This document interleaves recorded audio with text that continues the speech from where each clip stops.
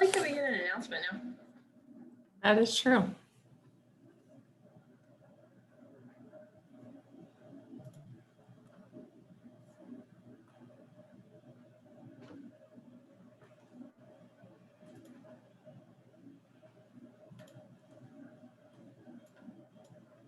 If you're just joining us for Tuesday Talks with Britin and Ann, we're about to get started. We're connecting to the City of Georgetown's Facebook Live so we can share on there as well.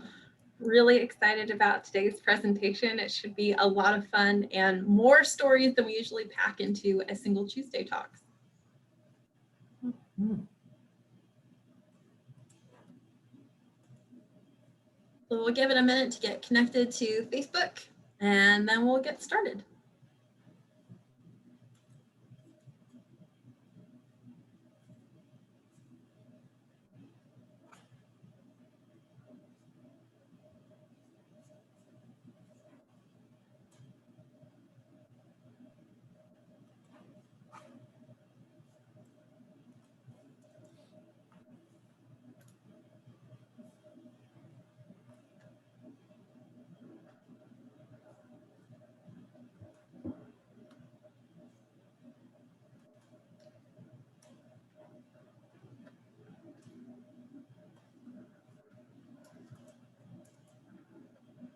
All right, looks like we're live on Zoom and live on Facebook. Welcome everyone. I'm Britin Bostick. I'm the Downtown and Historic Planner, joined by my excellent colleague, Ann Evans, reference librarian for the award-winning Georgetown Public Library. This is our 5th Tuesday Talks in a row. You normally see us just once a month on the first Tuesdays. We did a Tuesday Talk for every week in May to celebrate National Historic Preservation Month. We had so many great stories to share that we're extending into June and kind of extending a few things into June, which has been kind of fun for us to have more than we could fit into the month of May. So as we get started, definitely want to share some of the interesting and fun things that other partners that we have are up to. And so we don't do this by ourselves, thankfully. There's kind of a whole village of people doing preservation work, really good, important preservation work, telling stories about our history. And so if you'll remember, we had building birthday parties in May. The last building birthday party for this year is going to be at Century 21. It's in the PH Dimmitt building. It's going to be this Friday for, if y'all remember First Fridays from before the pandemic, First Fridays are starting to come back where you can visit businesses open a little bit later. So they'll be there at the corner of 8th and Main Street, I think from 4 to 6 p.m. They said that they would have cupcakes. So just a reminder that they're celebrating their building's 120th birthday this year.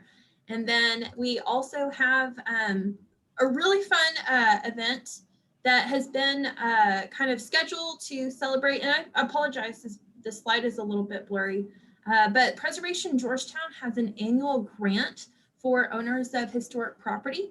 They're having a workshop for that grant program this Saturday. So it's going to be from 11 a.m. to 1 p.m. It's going to be at the Grace Heritage Center. It's that beautiful little white wood historic church that's at the corner of Main Street and 9th Street. So really easy to park in the surface parking lot right to the south of that.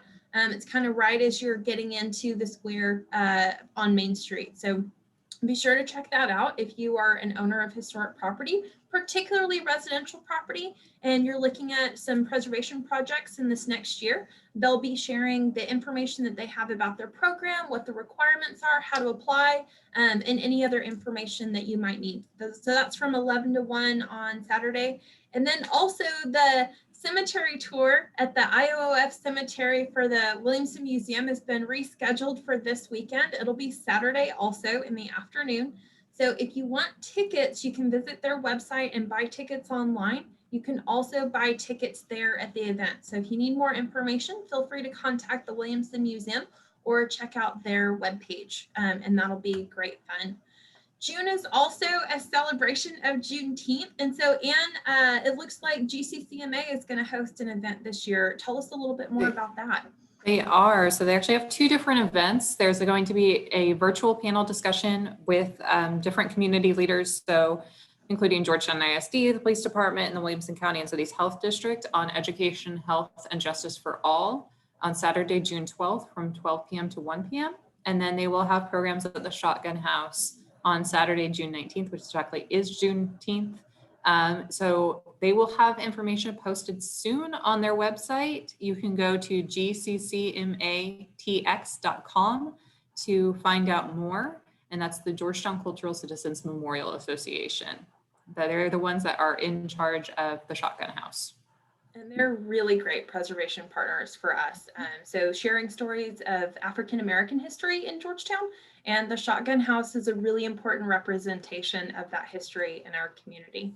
We're also, if you haven't signed up for Main Street's Breakfast Bites, it's returning to in person this week. It's on Thursday. If you need more information, we'll have contact info at the end of our presentation, or you can visit the Georgetown Main Street website and get more information about that.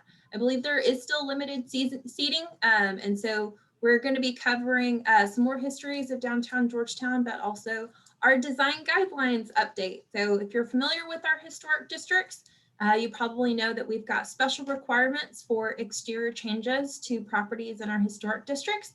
If you're not as familiar with that, you can contact me at the phone number or email at the end of our program, and I'd be happy to share more information.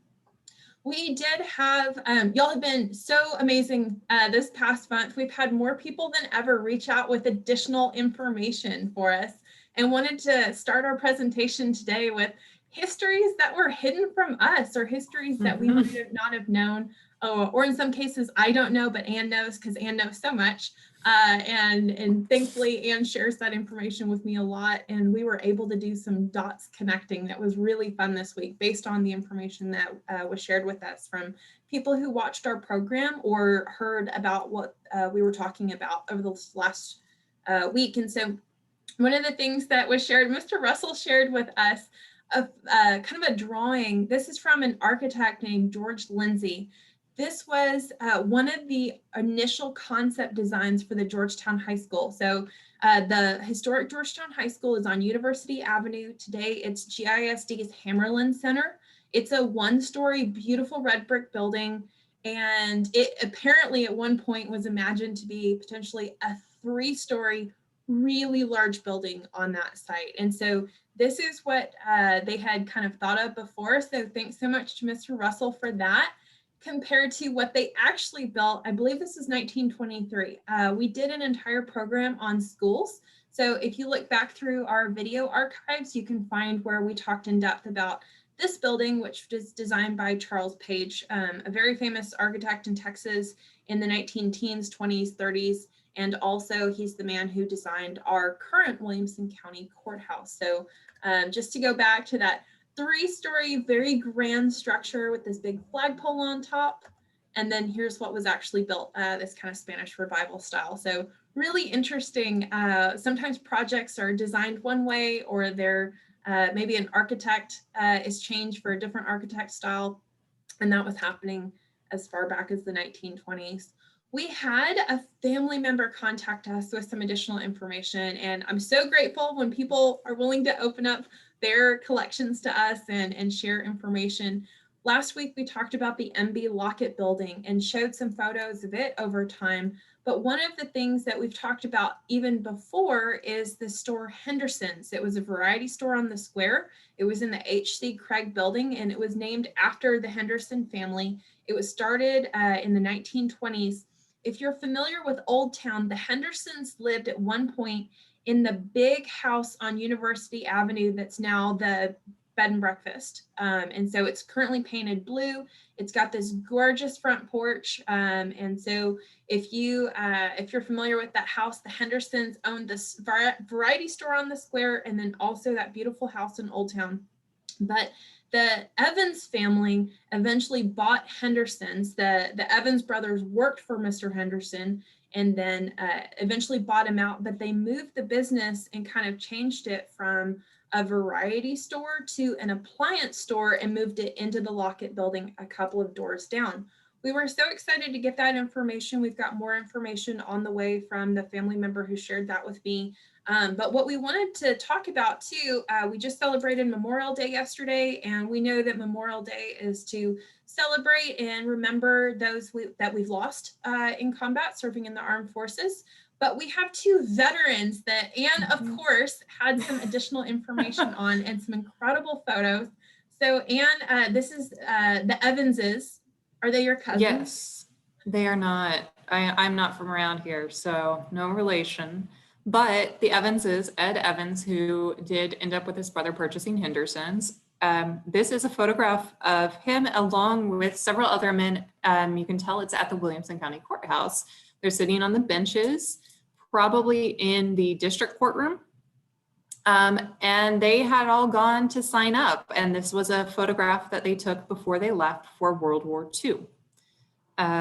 So Ed and his wife, he actually met when he was stationed in Victoria. So that's Eva Evans. She was a WAC, a Women's Air Corps. And he met her down in Victoria, Texas. He ended up bringing her back to Georgetown after the war. She served throughout the war in Victoria and really focusing on her role was predominantly entertainment for troops. And he actually ended up serving in the Pacific. And then they came back to Georgetown, purchased Henderson's. I was lucky enough to meet Eva at one point in my life. She was a lot of fun. She had some fun stories. One of those stories was that as Ed was trying to come back to Georgetown, he knew he was going to need a car. And he finally had enough money to go ahead and buy a car because he'd been making a pretty solid paycheck in the Army or the Air Force. And then he wrote to Friend Motors, which was here in Georgetown, and asked to purchase a car. I can't remember if it was an Oldsmobile, but I think it was. And Friend actually wrote back and said, yes, we can sell you one, but I cannot tell you how long it will be before you actually get it because there's such a demand right now for everyone that's coming back that we don't know if the manufacturing is going to be able to keep up with it all. So just to give you a little taste of what was going on in post-war Georgetown at that time. Friend Motors was doing really well. Building houses and buying automobiles, which is kind of a funny transition to pre-automobile times. Yes. This is such a good photograph. Sometimes the black and white photos, it's fun to have the color, but sometimes the black and white photos are really attention grabbing because of what they show and some of the expression that we see in the people in them. So this is kind of a very fine looking little vehicle here, but there's more to it than that. So tell me a little bit about why we're talking about carriages, Anne. So I wanted to just bring up carriages because as we've talked about buildings the last month, we've mentioned a lot of times, it used to be a livery. It used to be a stable, or there was a stable next door. There was a livery next door. And I don't know if people caught on to that or if they were wondering why there were so many liveries downtown. That's because if you lived in town and you're not the wealthiest of the wealthy, odds are you are not keeping your own horses, carriages, and buggies. So essentially what you would do is you would go to a livery and you would rent one. You could rent it for the day, you could rent it for the week, however you would want to do it. You could rent a buggy, you could pick out which one you wanted, you could pick out your horse. There's some accounts that there's some older horses that people felt bad for and they would help push the buggy up.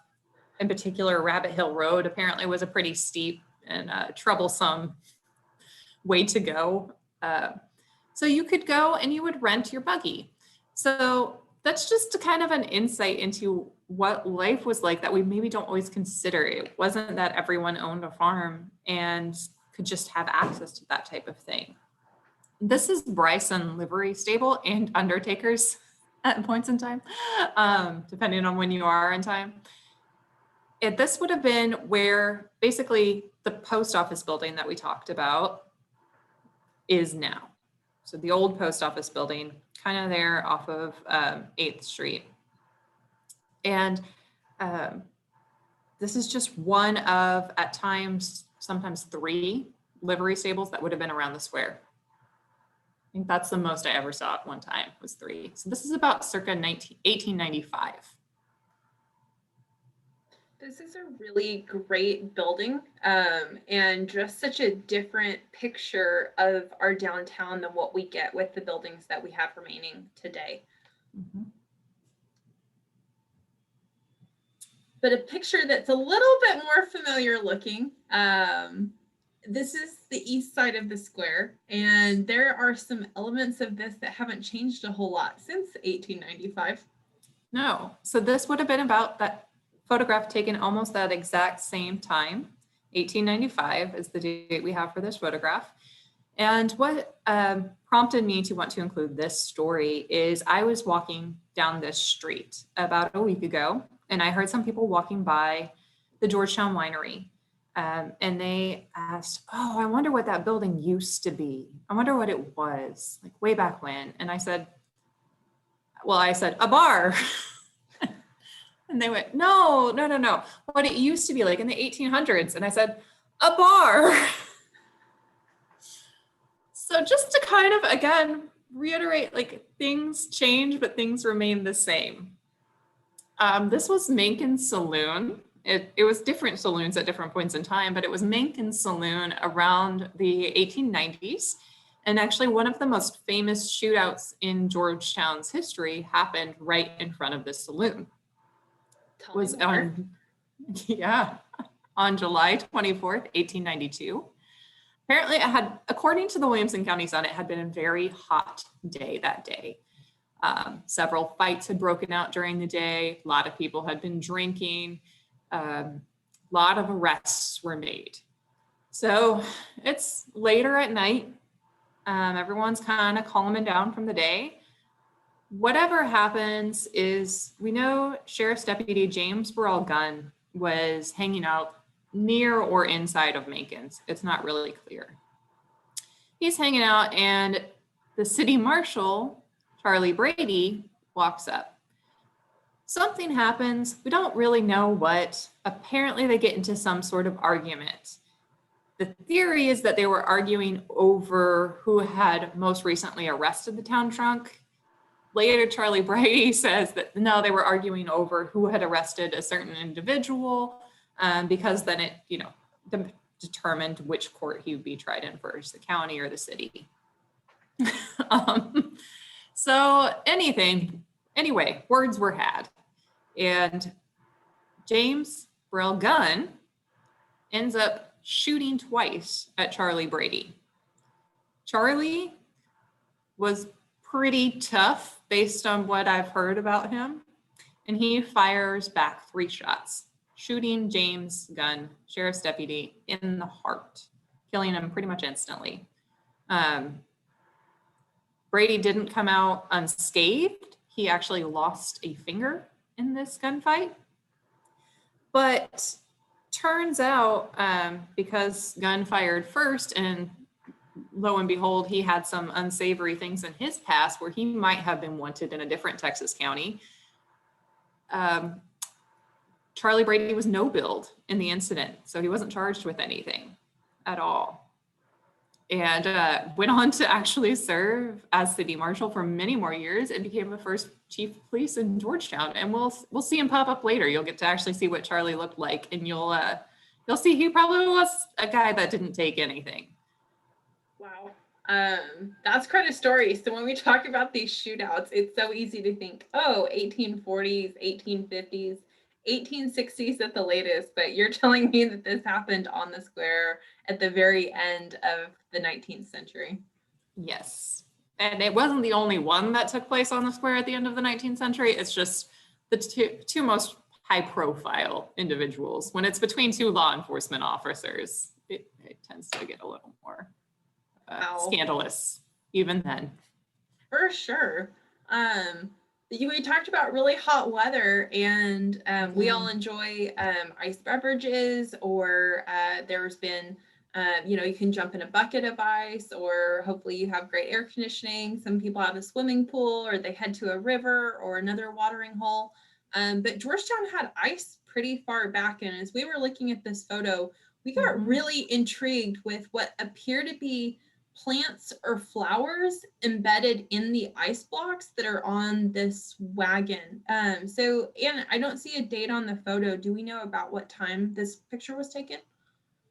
So this is probably taken in the 1880s, 1890s. We did have an ice and bottling works pretty early on in Georgetown. They were all over the county. Basically every city had an ice and bottling works because you needed ice if you wanted to stay cool, if you wanted to keep things cool. So what would happen is early on, yes, you could go and collect ice from the factory, or the ice wagon would drive around and deliver your ice. We do have some fun accounts of the ice factory. One in particular is from Woody Gibbons. And he talked about how he learned to drive at the age of 14. So this would have been in the early 1900s. He learned to drive at 14, and you didn't even have to have a license. You just went up to the courthouse.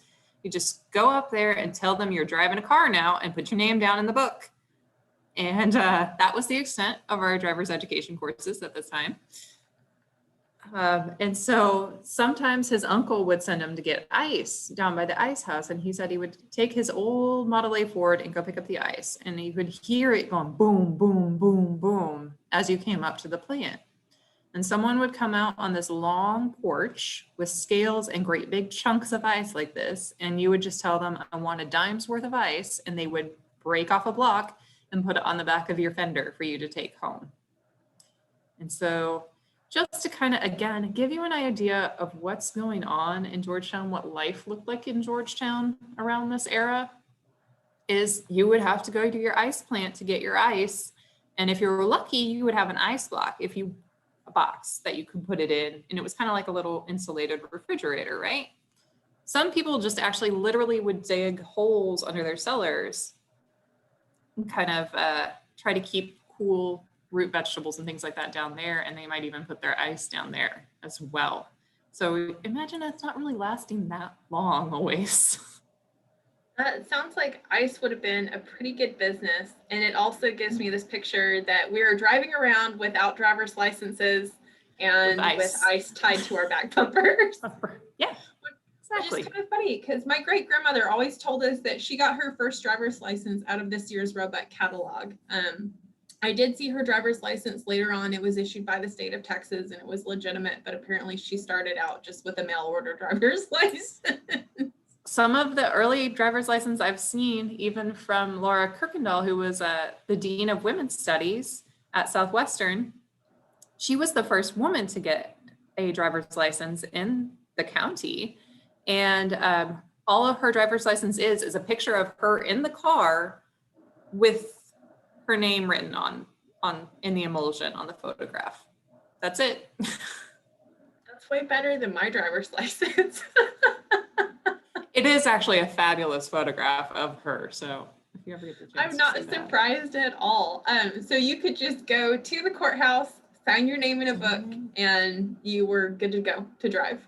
Yes, you were good to drive. And even before that, we have people very first starting to get cars, and there is no book even in the courthouse.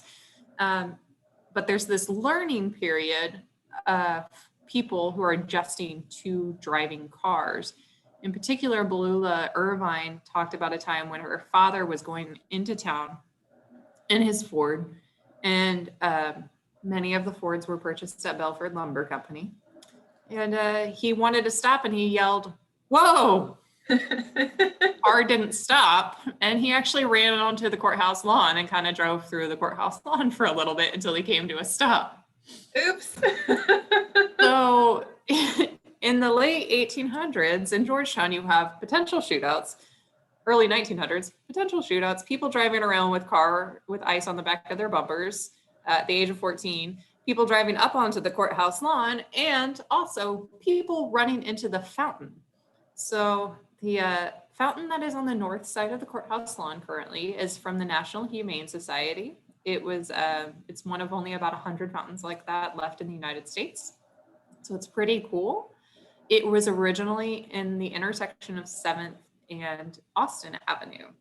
And that worked really well because horses could stop, get a drink of water. It even had lower watering tiers for dogs and small animals. Oh, wow.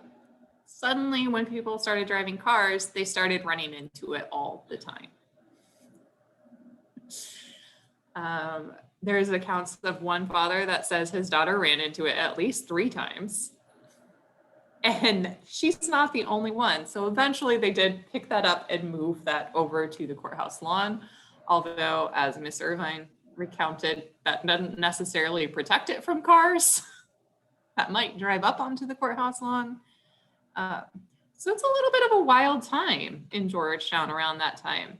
And then in 1922, when they finally paved the streets, you have another problem. The cars are suddenly happy, and all of those people driving cars, it's so much easier, so much nicer. But all of the farmers are upset because the horses could not walk on it. They had a lot of problems. And the wagon wheels would often slip on the asphalt too. So there's just a lot of shifting and tumultuous times in Georgetown in the turn of the 20th century. That's so interesting. And you were telling me, this is incredible to me. You were telling me that another big shift happened after World War II in the way that we experience and enjoy our downtown, or we call it the square a lot now, but really downtown was hugely popular, and a lot of our photographs represent that. But I didn't even understand some of the business dynamics that were going on earlier on the square. Yes, exactly. So there's a lot of accounts of people coming downtown to hang out because it was the thing to do. In particular, we know that there were at least 3 movie theaters at one time. So there was the Ritz, the Palace, and C.B. Goodlet's movie theater. They all kind of showed different things. I know the Ritz kind of showed the Westerns. I've been told that the Palace showed the romances and that Goodlet's showed more of the older films, kind of the silent things like that. But there's accounts that people would come down with a group of friends. You'd meet everybody there. You would hang out. The shops would stay open until 10 or 11 at night. Whoa. Yeah. The shops would stay open till 10 or 11 at night, like on the weekend. On a Saturday night, on a weekend. They would stay open until 10 or 11 at night.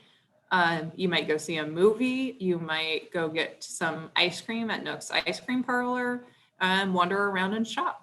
J.P. Longino, who owned a produce store, said he had to keep his shop open until at least 10 p.m. on Saturday nights. Oh my gosh. A produce store and hatchery, chickens and fruit. And he had to keep it open until 10 p.m. How else are you going to cook your night. Sunday dinner? I guess true. That's true. But there's a lot of accounts too that you could come down and there was a guy that would walk around with a handheld popcorn popper on a wagon and he would sell it. There was another man who would sell tamales out of a little oven that he had that was portable in front of the Farmer State Bank building. And apparently they were really good and cheap and people loved to buy them. So you could get your bag of popcorn, you could get your tamale, you could walk around to the stores, you could go get some ice cream, you could go to one of 3 movie theaters, you might even go to all 3 movie theaters at night, and one night, who knows? But you were hanging out in downtown Georgetown. And actually that same guy, J.P. Longino, who said he had to keep his produce open until 10, is the one that really noted that it changed after World War II because suddenly everyone was getting television sets. And as more and more families in Georgetown got television sets, the more Saturday nights on the square ended up changing. And people started staying home more and more. So it's interesting, again, to see that full circle kind of experience of the Georgetown Square of, no, we're just going back to the roots a little bit, maybe. We really are. And it's nice to see people kind of back on the square on weekends. And also we've got a number of businesses that stay open a bit later. So be sure to check that out and know that we're just circling back to our history. There is a really beautiful building on the north side of the square. It's called the H.C. Craig Building. You can see it up top. It's really beautifully painted. Looks a lot like this today, but it doesn't have the same canopy out front, and it doesn't have the W.H. Davis furniture store. But this is a story that caused me to do a deep dive into some history with some fun findings. We have a little bit of a ghost story here that I didn't expect we had. But now that I know a little bit more, it makes sense. So let's start with the Davis family and the kind of the role that they played in Georgetown. So the Davis family has been around for a really long time. At one point, they did own multiple buildings and multiple different retailers on the square. They're still around, actually. And they were very prominent. They were very useful, in particular, in establishing the Georgetown Hospital. The very first one in Georgetown was the King's Daughter Sanatorium, which opened in 1918, and the W.H. Davis Furniture Store provided all of the beds as well as living furniture, so additional furniture in the hospital. It was in a home, so it was a little more set up like a house rather than what we think of as a hospital. And then the Davis family actually also owned what was called the Oddfellows building, we'll talk about shortly. And there they operated a funeral home. And that funeral home provided ambulance services to the Georgetown Hospital until 1975. We did not have a dedicated EMS service. And so most of the time responding to calls, to accidents, all of those types of things was a hearse that would come and pick you up and transport you to the hospital. And that's partially because it was a car that was designed to carry something the length and width of a human body, lying predominantly flat and keeping you safe. So they have a long tie to the square. They also have a long tie to the Georgetown Hospital. That's kind of wild, thinking about coming upon a hearse and not sure if the person is going to the hospital or going somewhere else. Yeah. So this kind of got me into some research to make sure I understood more clearly. We talked about the Oddfellows Lodge. This is a spectacular building that we no longer have on the square. We have some great photos of it we're about to show, but the Oddfellows Lodge, this is kind of a social organization, a social civic organization. This was an organization that had a dedicated widow and orphans fund. They did a lot of fundraising, but it was also something that a lot of very prominent people in Georgetown were members of. So you may be more familiar with Masonic halls. So kind of a similar concept, but different. So the Oddfellows also had a cemetery. It's at the end of East 7th Street, kind of tucked back behind Southwestern to the northeast.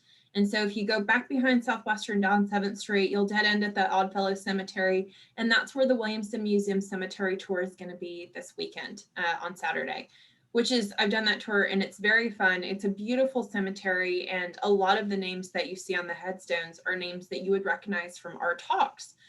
But what I didn't realize was that the cemetery was established in 1878 when W.K. Makinson, the Makinson, think Makinson Hotel, he was one of the editors and owners of a newspaper in Georgetown that predated the Williamson County Sun, and a man named J.W. Posey, and also John J. Dimmitt, which we talked about the P.H. Dimmitt building. So this was his father.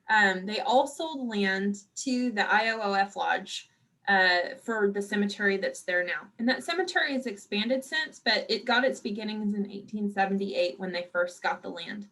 This would have been outside of Georgetown at the time. This wouldn't have been considered in town, and you had to go out a ways. I'm not aware that there were many, if any houses out that direction. And so definitely would not have been like burying people right in the middle of town. It would have been way out on the edge. The first cemetery plot was sold to J.J. Cluck the following year in 1879. And then after that sale to J.J. Cluck, the list of cemetery plots sold reads like a who's who of Georgetown during that time period. but continues until today. So the cemetery is now in the city of Georgetown ownership. So we're now taking care of that cemetery through our Parks and Recreation Department. Bet you didn't know that about the Parks and Recreation Department, that they're the stewards of a couple of our historic cemeteries in town. But here's what was really wild to me. The Oddfellows Lodge that we talked about, that was this furniture store and had this morgue or kind of funerary parlor. It was built in 1901, but it was really expensive to get the land for that. And so in 1893, the IOOF Lodge had purchased land on the northeast corner of the square, plus another lot across the street.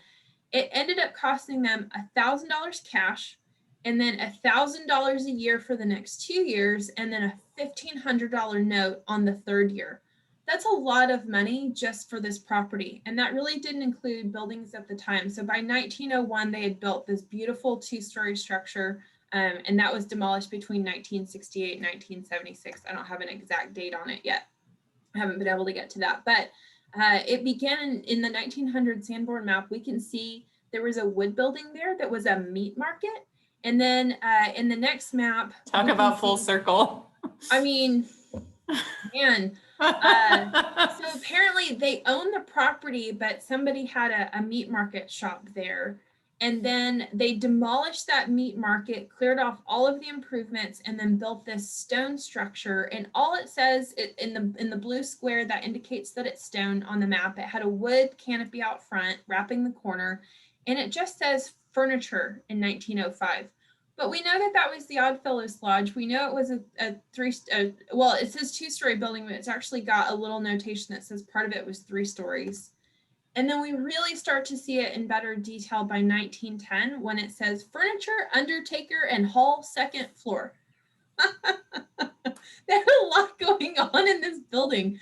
And then we get much more detail by 1916 when it says furniture warehouse, Oddfellows Lodge Hall on the 2nd floor. And then there was a balcony that would have overlooked the 1st floor. And it looks like it was listed, it was 3 to 2 stories in 1910. It looks like they were calling it 2.5 stories in 1916.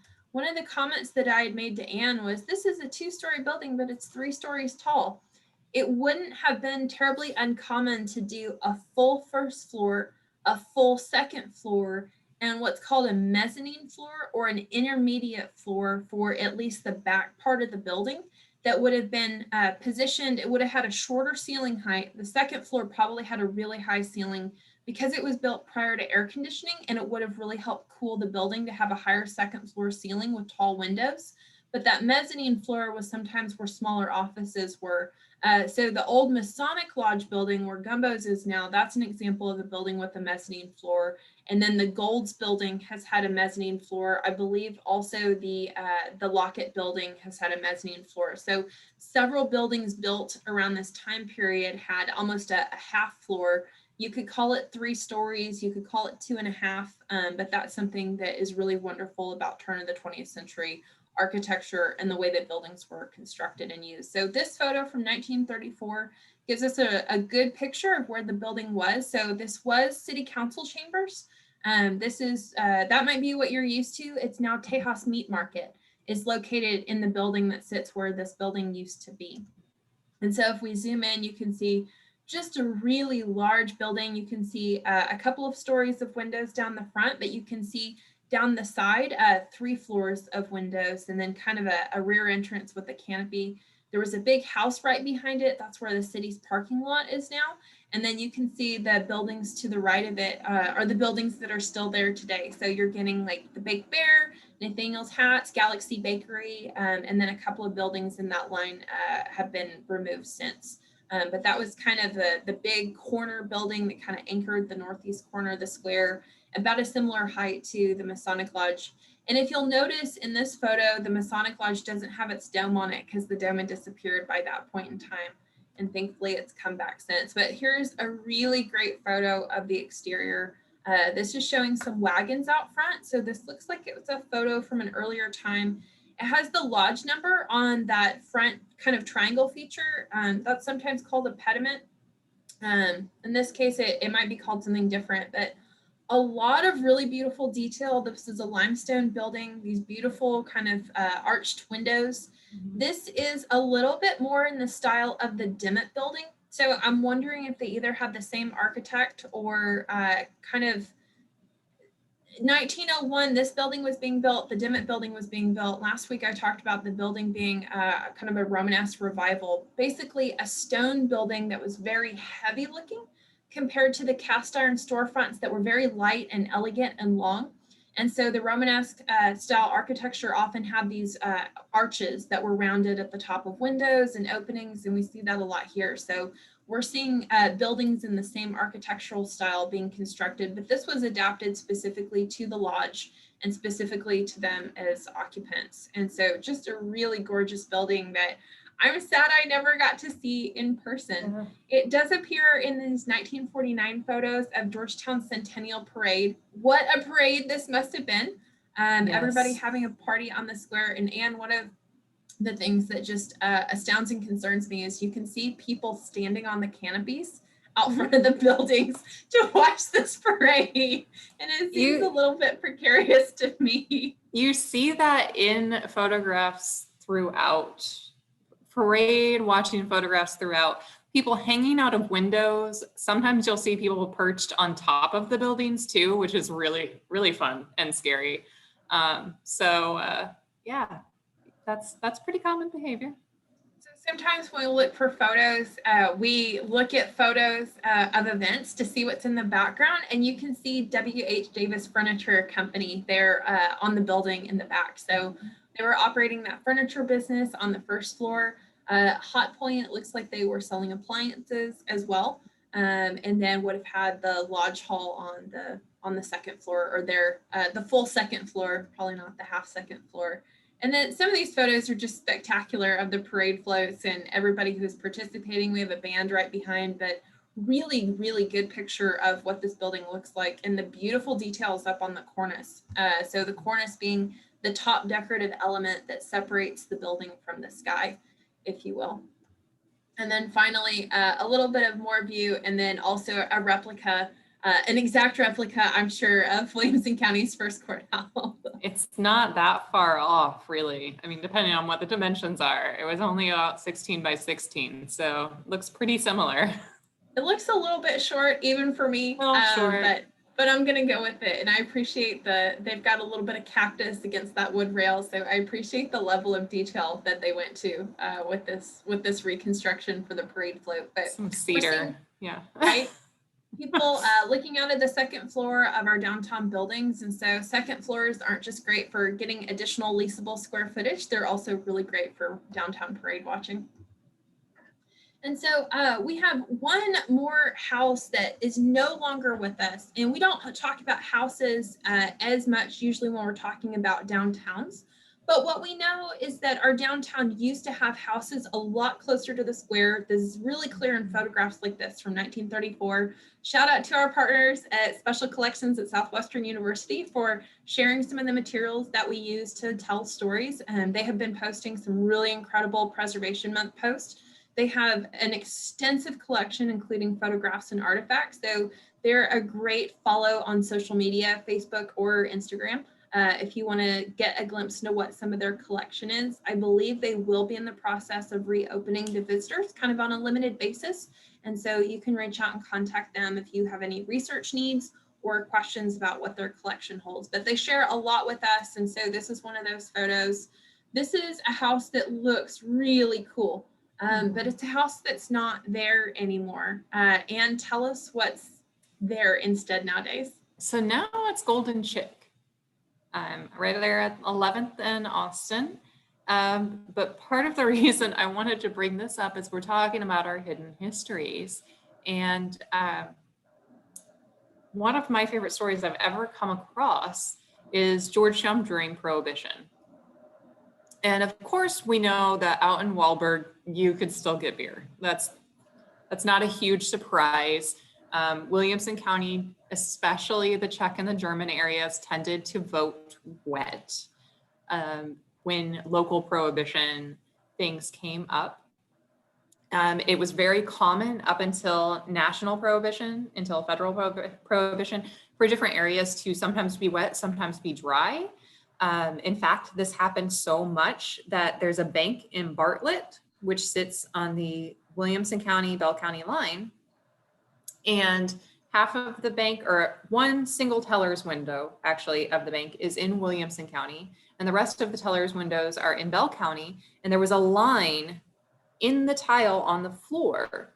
And depending on who was wet and who was dry at the time, depended on which teller you had to go to deposit any money collected from alcohol sales. Oh, wow. So it's pretty common that individual towns, individual counties are going back and forth a lot in the late 1800s, early 1900s. So sometimes, yes, you would see saloons everywhere on the square. Sometimes they would disappear because suddenly we're into a prohibition period in Georgetown. But when federal prohibition took place, we start getting accounts of stills, of course, popping up again. Yeah, Wahlberg, you can still get your beer. You can, as long as you know the farmer to go to find it. And to Georgetown's, I guess, credit, I don't know. One of the most prominent kind of speakeasies, places you could go, was right here to this house. So there's an account from Marvin Behrens that says Georgetown voted dry and drank wet. So he said you could buy home brew right there where Golden Fried Chick is now. There was a 2-story house there where they made home brew in a crock and they bottled and capped it right there. You would go in and sit down around a table. There was a lot of bathtub gin made those days.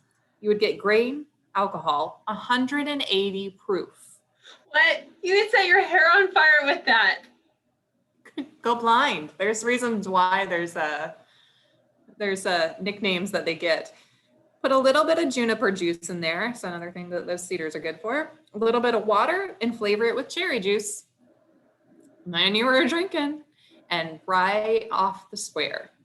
So you can imagine one of the reasons, again, through some accounts that we have, is that some local politicians that perhaps voted dry did in fact drink wet. So there's a lot of business, a lot of lawyers, a lot of things going on the square. It makes sense that one of the speakeasies, or the most prominent speakeasy, wasn't that far away. That's fascinating. Also, this idea of 180 proof alcohol, it really makes me think you might not want to be smoking cigarettes around this for fear that things would catch on fire. That sounds like you could also fuel your vehicle with that in a pinch. These were big debates that were going on. There was an entire issue of the Megaphone dedicated to prohibition. There were debate clubs that were organized around this issue. And so they called them prohibition leagues, and they captured that in the student newspaper, kind of highlighting what the issues were, but looking at this not only at the local level, but the national level. So this Megaphone issue is from 1915. We know that federal prohibition didn't take place for several more years, but this is something that people were talking about. We know that earlier in Southwestern's history, Southwestern was founded by the Methodist Church, essentially, and had strong ties to not only the Methodist Church, but also to people who were members of the Methodist Church and were really well known for having a pretty low tolerance for drinking. We've talked about the Snyder brothers and no drinking on their cattle drives, and no drinking, no swearing, kind of these kind of more conservative moral policies. And so when Southwestern came to town, there are these accounts of, there are too many saloons. We don't want our students involved in this and distracted by this. We got to get rid of those saloons. And so these debates kept going on. Policy kept kind of changing around this. People's attitudes and preferences kind of changed around this. But we hear that maybe what they expressed was maybe not what they personally supported always. And then we come back around to this really great photo. Some of the photos that you have, Ann, just really look like paintings and are really fantastic. So This is a group event. Did you tell me this is at the Texas State Capitol, not just at our courthouse? Yes, that's what we believe, because this would have been around the time when Dan Moody, who's there in the center, he's the one without the hat, kind of towards the center, would have been governor. He was governor in the late 20s, early 30s. And it's a lot of local Williamson County lawmen. I told you we would see Charlie Brady again. He is there on the left-hand side with his pants tucked into his boots. He is smoking next to the liquor. So he's not too concerned, apparently. I have never seen a photograph of him without a cigar. So it seems to be pretty apt for his character there. And so this is what we assume. We don't have full details on this. We know a couple of other individuals in there are local county and Georgetown law enforcement. So we think this is what was seized from some stills in Williamson County, probably circa 1929-ish, and taken down to be given away to the state. Actually, it looks like all of the bottles are actually already emptied, but they're just posing with what they seized. That's a lot of the equipment. Yeah, those are some pretty fun contraptions. It looks like something out of a movie. And so that's kind of interesting that we have photos that, you know, could be movie stills, but this is real life. And as you said, Dan Moody, Sheriff Brady are both in these. And so I really appreciate the boots that you can see in this photo, though. Sometimes I get really curious about what people wore on their feet. And so I'm seeing what look like some pretty great cowboy boots on these gentlemen. In addition to this like really wild assortment of different bottles, which kind of fits what you might think people would be using if they were illegally distilling or brewing alcohol. We have a little bit of time if anyone's got a question, so feel free to drop that in the chat, in the Q&A. If you're on Zoom, if you're joining us on Facebook Live, you can make a comment on the Facebook Live post, and we'd be happy to see if we can answer your questions. If you do need more information about any of the events or need some assistance finding where to go for resources or websites, or any kind of those event times you need to confirm, please feel free to contact us. You can email historic@georgetown.org. You can call me, direct line is 512-930-3581, or you can call Ann at 512-930-6614. We will be back next month in July. I believe it's July 6th. We'll be coming back with a brand new topic we're working on right now. This is also going to be a photo heavy talk, so pretty excited about that. We are so excited to have so many people not only join us, but join our preservation partners throughout Georgetown, people who are really invested in telling our stories and the different ways that our stories have shaped our community, and the places that we enjoy today are so shaped by a lot of great value for preservation. We know that a lot of historic structures have been lost over time, but thankfully we've got photographs that give us a sense of what they were, whether they were a really grand 2.5-story building right on the square, or whether it was a really large livery stable that you were driving wagons right out the front. That's pretty exciting. Or in some cases, putting flowers into ice blocks. I would really love to have more information about how they accomplished that, or even why they accomplished that. That's the first time that I'm familiar with any kind of plants being frozen into ice blocks. My dad did run an ice plant when I was a kid for a while, and so that was never part of it. All the ice blocks that I'm used to just had ice and nothing extra. So I'm not seeing any questions come up. Thank you all so much for joining us. We really do appreciate it. We really love to be able to share photos and stories from our collection and from the work that we do, and hope that that really helps everybody kind of enjoy the work of historic preservation and the work of storytelling that comes from our library. If you do need library resources, please know that they are open and able to help. We're really excited about that. So if you've been kind of delaying a visit to the library, or if you've got some books that you'd like to check out, if your kids are finishing up school and you're looking for some summer reading, please do have a visit to the library, or you can visit them online also and check out the resources they have online. So we look forward to seeing everybody next month. Have a happy and safe July. Don't forget to celebrate Juneteenth this year, and please visit GCCMA's website for more information coming up on their Juneteenth celebration for 2021. We'll see y'all later.